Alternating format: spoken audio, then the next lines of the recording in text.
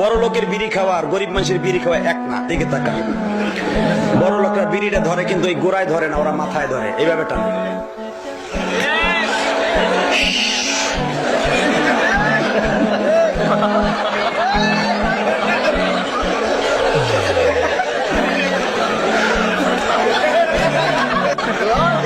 কথা ঠিক না বেঠে?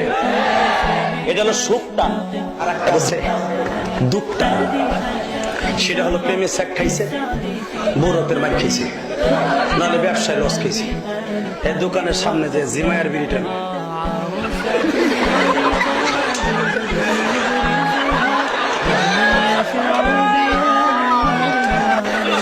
কথা কর না কে?